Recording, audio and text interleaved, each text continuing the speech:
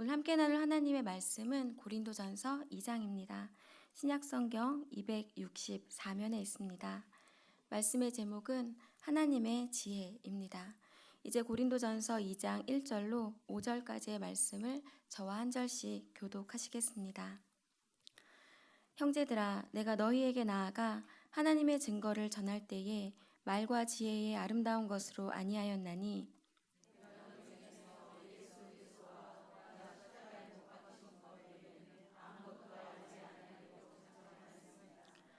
내가 너희 가운데 거할 때에 약하고 두려워하고 심히 떨었노라.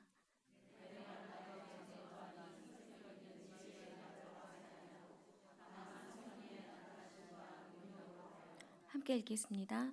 너희 믿음이 사람의 지혜에 있지 아니하고 다만 하나님의 능력에 있게 하였노라. 아멘. 지난주부터 고린도 전서를 함께 나누고 있습니다.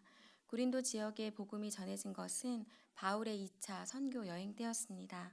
그 후 3차 선교 여행 때 에베소에서 3년간 머무르는 그 시간 동안 고린도 교회에 보낸 편지가 바로 고린도 전서입니다. 화면을 보시면 고린도와 에베소의 위치를 보실 수 있습니다. 마게도니아 아래로 고린도가 있고 지금의 터키 지역에 에베소가 있습니다. 그 다음 화면은 바울의 3차 선교 여행의 여정입니다. 바울은 고린도 교회에서 발생하고 있는 여러 문제들에 대한 질문을 3차 선교 여행 중에 에베소에 머무는 동안 마주하게 되었고 그에 대한 답변으로 고린도 전서를 기록하게 됩니다.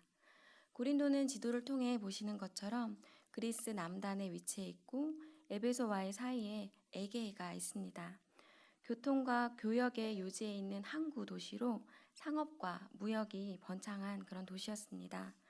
고린도 주민의 절반 이상은 로마 사람들이었고 그 나머지는 그리스 사람들과 세계 각처로부터 생업을 찾아 몰려든 각종 인종들이었습니다. 주민의 4분의 1이 노예였고 하위 계층이 많았으며 빈부의 격차가 극심하였습니다.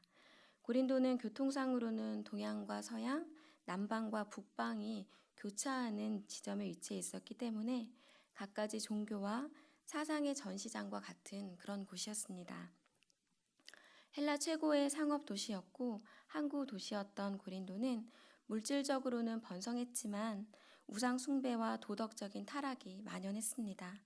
그 영향은 교회에까지 미치게 되었고 때문에 많은 문제가 있었던 곳이 고린도 교회입니다. 고린도 교회의 우상 숭배와 음란함은 기둥 몇 개 정도지만 아직도 남아있는 아프로디테 신전을 통해서 잘 드러납니다. 아프로디테는 그리스 로마 신화에 나오는 12신의 하나로 사랑의 여신입니다. 여성의 성적 아름다움과 사랑의 욕망을 관장하는 여신으로 그려져 있습니다. 이 아프로디테 신전은 매우 부유해서 1000명 이상의 신전 노예, 여신에게 바쳐진 남녀 창기가 있었습니다. 고린도는 이 여인들로 인해서 북적였고 점점 부유해졌습니다. 선장들은 이곳에 돈을 마음껏 탕진하면서 모든 남자들이 고린도로 여행할 수 있는 것은 아니다 라는 속담이 생겨날 정도였다고 합니다. 또한 고린도인과 같이 되다 라는 말은 음란한 행위를 하다 라는 의미를 갖기도 합니다. 이와 같이 우상 숭배와 음란이 가득했던 항구 도시 고린도에 바울은 복음을 전파하였습니다. 그 고린도 교회에서 발생하고 있는 여러 문제들을 해결하기 위해서 고린도 전서를 기록하게 됩니다. 고린도 전서는 교회의 분열과 그리스도인의 소속 문제, 독신과 결혼 문제, 우상 제물을 먹는 문제, 성만찬의 본질적인 의미와 임하는 자세, 성도의 죽음과 부활 등에 대한 답변을 기록하고 있습니다. 사도 바울이 고린도 교회에 발생한 많은 문제들을 해결하기 위해서 제일 먼저 제시한 것은 고린도전서 1장에 나오는 십자가의 도입니다. 고린도전서 1장 18절입니다. 십자가의 도가 멸망하는 자들에게는 미련한 것이요 구원을 받는 우리에게는 하나님의 능력이라. 지난 1장에서 고린도 교회는 바울파, 아볼로파, 게바파, 그리스도파로 나뉘어서 분쟁합니다. 그 고린도 교회를 향해 바울은 그리스도가 나를 너희에게 보낸 것은 세례를 베풀기 위함이 아니라 복음을 전하게 하기 위함이다 라고 분명하게 이야기합니다. 복음, 복된 소식, 굿뉴스. 그것은 그리스도가 십자가에 달려 돌아가심으로 죄인이 구원을 얻게 되었다는 소식입니다. 그것은 그리스도가 부활하심으로 우리가 영생을 얻게 되었다는 소식입니다. 그 복음을 전하며 바울은 십자가의 도가 하나님의 능력임을 이야기합니다. 오직 예수 그리스도, 오직 십자가 외에는 우리가 자랑할 것도 나타낼 것도 드러낼 것도 없음을 말합니다. 계속해서 오늘 함께 나눌 고린도전서 2장은 16절이라는 다소 짧은 장인데 지혜라는 단어가 무려 9번이나 등장합니다. 지혜의 말, 사람의 지혜, 세상의 지혜, 통치자들의 지혜, 그리고 하나님의 지혜입니다. 오늘 말씀은 사람의 지혜, 하나님의 지혜, 그리고 성령이라는 키워드로 전하려고 합니다. 먼저 함께 나눌 내용은 사람의 지혜에 대한 내용입니다. 본문 1절로 5절에서 사도 바울은 이야기합니다. 내가 하나님의 증거를 전할 때 말과 지혜에 아름다운 것으로 하지 않고 오직 예수 그리스도와 십자가 외에는 전하지 않기로 작정했다고 이야기합니다. 바울이 이렇게 말한 데에는 바울의 2차 선교여행 당시 아덴에서의 실패한 논쟁 때문이었다라고 말하는 이들도 있습니다. 당시 웅변가들은 어떤 도시를 방문했을 때 그 도시에 대해서 화려한 말로 찬양하고 또 자신들의 업적과 지혜를 자랑했습니다. 이것은 자신들의 명성을 알리고 재정적인 이익을 얻기 위함이었습니다. 바울이 살던 시대는 다른 사람을 설득하고 영향을 끼치기 위한 언어 기법을 연구하는 학문이었던 수사학이 발달했던 시대였습니다. 하지만 아덴 사람들과의 논쟁에서 바울은 이렇다 할 열매를 얻지 못했고 그 후 오늘 본문과 같이 고백합니다. 나는 예수 그리스도와 십자가 외에는 아무것도 알지 않기로 작정했노라고. 복음을 전할 때 말과 지혜로 하지 않겠다는 이 말은 바울이 청중을 설득하기 위해서 수사학적인 기술을 의지하지 않겠다라는 의미입니다. 그 대신 바울은 오직 십자가에 못 박힌 그리스도에게만 모든 초점을 맞추기로 작정합니다. 유대인들에게는 걸림돌이요 헬라인들에게는 어리석은 것인 십자가에 달리신 예수 그리스도. 오직 그것만을 선포하겠노라고 다짐하고 그렇게 복음을 전합니다. 이런 결심과 다짐을 하기까지 바울의 내면에 많은 어려움과 힘듦이 있었음을 짐작해 볼 수 있는 3절입니다. 내가 너희 가운데 거할 때에 약하고 두려워하고 심히 떨었노라. 아덴에서의 논쟁 이후에 바울은 고린도로 왔고 그때 약하고 두려워하고 심히 떨었다라고 고백하고 있습니다.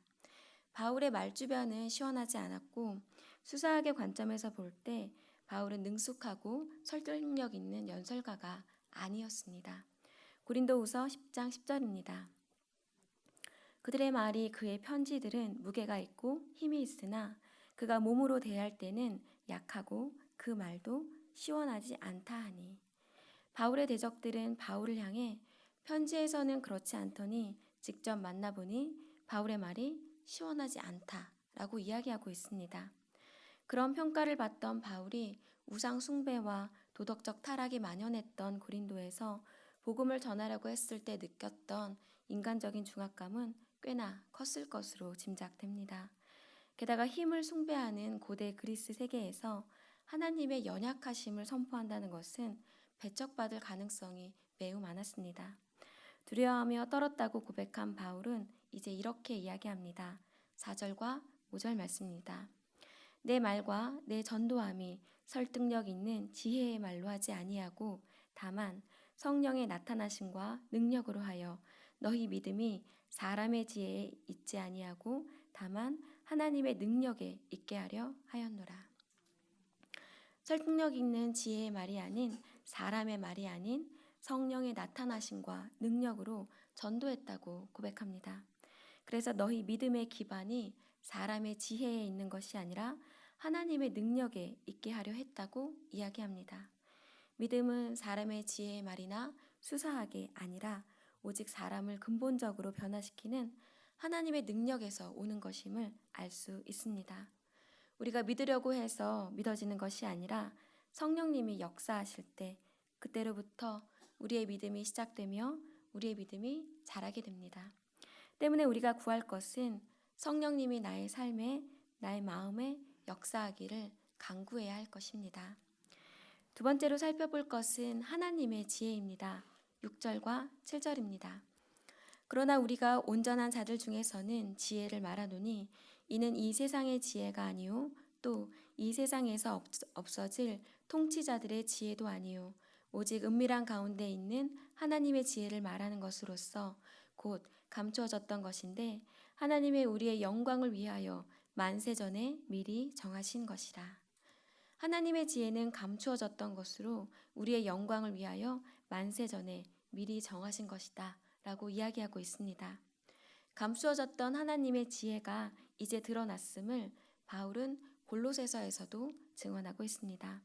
골로새서 1장 26절로 27절입니다. 함께 읽겠습니다. 이 비밀은 만세와 만대로부터 감추어졌던 것인데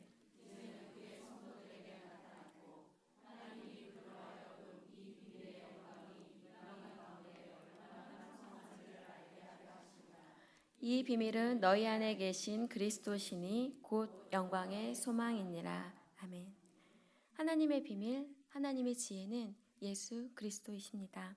영광의 소망이신 예수 그리스도이십니다.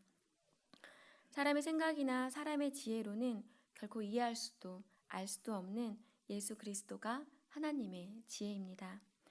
어두움, 부자유, 노예됨, 상실, 가난, 눈먼, 갇힘의 상태에 있는 자들에게 영광의 소망이신 예수 그리스도가 전달될 때 그때 비로소 그들은 자유함을 얻을 수 있게 됩니다. 우리의 모든 죄에 대한 대가를 십자가에서 이미 지불하셨기 때문에 우리는 예수 그리스도 안에서 어둠 대신의 빛을 노예가 아닌 자유인으로 가난이 아닌 부요함을 누릴 수 있음을 믿습니다. 이것이 하나님의 지혜이며 하나님의 비밀인 예수 그리스도입니다. 세 번째 키워드는 성령입니다. 이 비밀, 이 하나님의 지혜는 결코 사람의 힘으로는 알 수도 깨달을 수도 없음을 바울은 이야기합니다. 성령으로 말미암지 않고는 결코 하나님의 지혜를 알 수 없음을 바울은 증거합니다. 9절로 10절입니다. 기록된 바 하나님이 자기를 사랑하는 자들을 위하여 예비하신 모든 것은 눈으로 보지 못하고 귀로 듣지 못하고 사람의 마음으로 생각하지도 못하였다 함과 같으니라. 오직 하나님이 성령으로 이것을 우리에게 보이셨으니 성령은 모든 것 곧 하나님의 깊은 것까지도 통달하시느니라. 하나님의 깊은 것까지도 통달하시는 성령에 대한 예수 그리스도의 증언입니다. 요한복음 14장 17절입니다. 그는 진리의 영이라 세상은 능히 그를 받지 못하나니 이는 그를 보지도 못하고 알지도 못함이라. 그러나 너희는 그를 아나니 그는 너희와 함께 거하심이요 또 너희 속에 계시겠음이라. 진리의 영이신 성령은 이 세상 사람들이 보지도 못하고 알지도 못하지만 믿는 너희들 안에 그가 함께 거하신다고 예수님은 말씀하십니다. 그리고 이제 그 성령으로 말미암아 믿는 우리들은 하나님의 비밀이신 영광의 소망이신 예수 그리스도를 알게 되었습니다. 믿게 되었습니다. 하나님의 비밀이 예수 그리스도라는 것을 이야기하기 전에 우리가 알아야 할 것이 있다면 그것은 바로 구속사일 것입니다. 태초에 사람이 온전한 하나님의 형상으로 지은 바 되었고 온전한 하나님의 통치가 이루어졌던 곳이 있었습니다. 그곳이 에덴 동산입니다. 그 에덴 동산에 죄가 들어왔고 그래서 세상은 죄로 오염되었습니다. 그렇게 죄로 오염된 세상을 회복시키시기 위해 우리의 모든 죄를 담당하시기 위해 유월절 어린 양으로 이 땅에 예수 그리스도가 오셨습니다. 십자가에서 우리의 모든 죄를 담당하시고 징계 대신 평화를, 죽음 대신 영생을, 슬픔 대신 기쁨을 주시게 되셨습니다. 십자가에서 우리의 모든 죄에 대한 문제를 해결하시고 부활하심으로 잠자는 자들의 첫 열매가 되어 우리에게 부활 소망을 주신 분, 그분이 바로 예수 그리스도이시며 하나님의 비밀이요 하나님의 지혜입니다. 예수님의 왔다 가심에 대한 키워드, 성육신, 십자가, 부활, 승천, 성령 강림, 교회, 재림. 이 7가지 키워드로 우리가 믿는 복음을 지금 우리의 위치를 알 수 있습니다. 완전한 신이시지만 완전한 인간의 모습으로 이 땅에 오신 예수님. 우리의 모든 죄를 담당하시기 위해서 십자가를 지시고 부활하시어 우리에게 부활 소망을 허락하시며 승천하시어 하나님 보좌 우편에 앉아 계셔서 존귀한 자가 되시고 우리도 또한 그와 같이 존귀한 자가 될 것임을 믿습니다. 예수님이 승천하시며 또 다른 보혜사인 성령을 우리에게 보내주시겠다 약속하셨고 그 약속대로 오순절 성령 강림이 있었고 이 땅에 성령님이 오셨습니다. 그리고 그 성령은 지금도 우리 안에 거하시며 우리로 하여금 모든 것을 알게 하시고 모든 것을 깨닫게 해주십니다.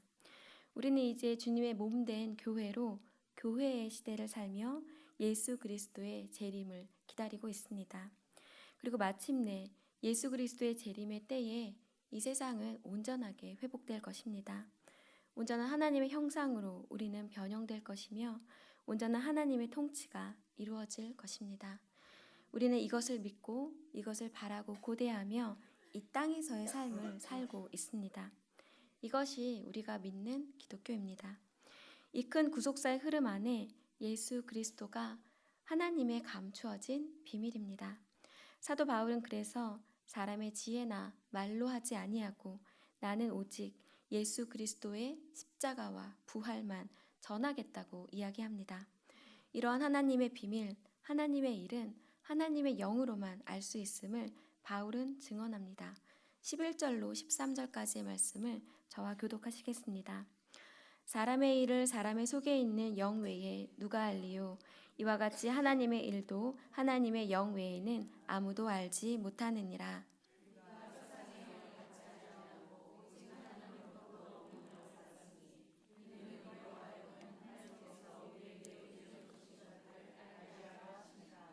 우리가 이것을 말하거니와 사람의 지혜가 가르친 말로 아니하고 오직 성령께서 가르치신 것으로 하니 영적인 일은 영적인 것으로 분별하느니라. 사람의 일이 아닌 하나님의 일, 영적인 일은 사람의 지혜가 아닌 영적인 것, 즉 성령으로만 분별 가능하고 알 수 있음을 이야기합니다. 우리에게는 참으로 익숙하고 당연한 이 구속사의 흐름 안에 있는 예수 그리스도의 사역이 믿지 않는 이들에게는 어리석은 것이고 미련한 것입니다. 그래서 바울은 이렇게 이야기합니다. 육에 속한 사람은 하나님의 성령의 일들을 받지 아니하나니 이는 그것들이 그에게는 어리석게 보임이요 또 그는 그것들을 알 수도 없나니 그러한 일은 영적으로 분별되기 때문이라. 신령한 자는 모든 것을 판단하나 자기는 아무에게도 판단을 받지 아니하느니라. 누가 주의 마음을 알아서 주를 가르치겠느냐? 그러나 우리가 그리스도의 마음을 가졌느니라.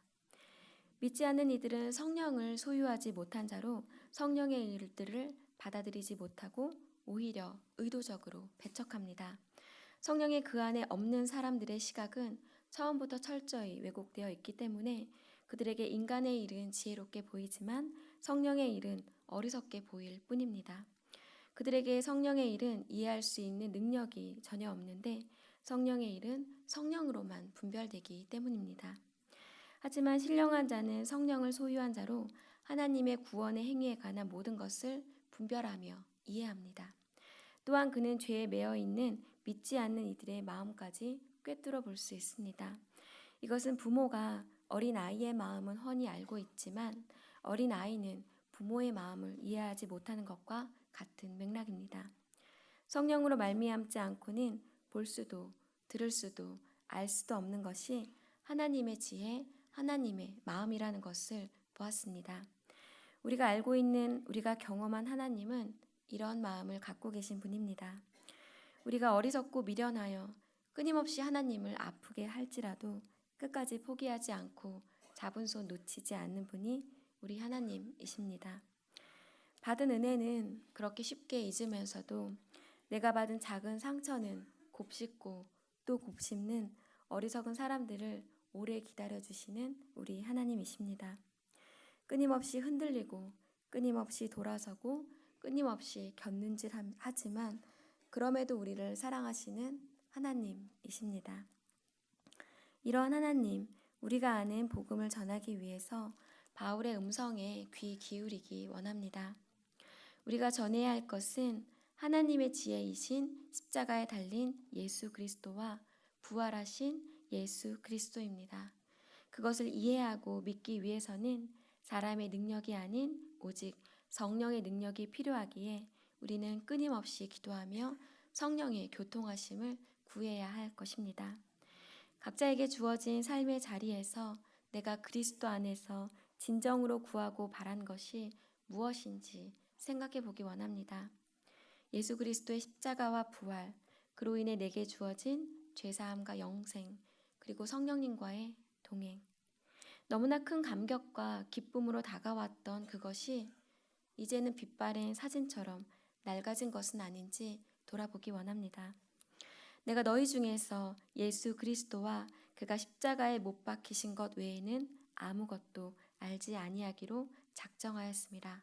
라고 고백했던 사도 바울처럼 복음의 본질이 무엇인지 다시 한번 되새기고 예수 그리스도의 십자가와 부활, 복음의 본질에 충실한 저와 여러분이 되시기를 주님의 이름으로 부탁을 드립니다. 하나님 감사합니다.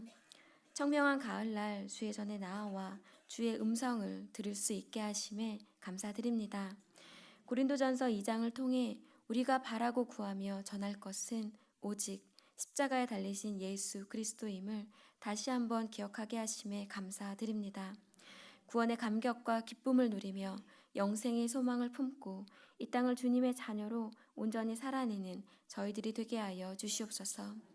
혹 이 자리에 아직 구원의 확신이 없는 영혼이 있다면 찾아가시어 성령의 능력으로 하나님의 일을 깨닫게 하시며 하나님의 마음을 알게 하여 주시옵소서. 언제나 우리를 사랑하시고 우리 안에 거하시는 우리 주 예수 그리스도의 이름으로 기도드립니다. 아멘.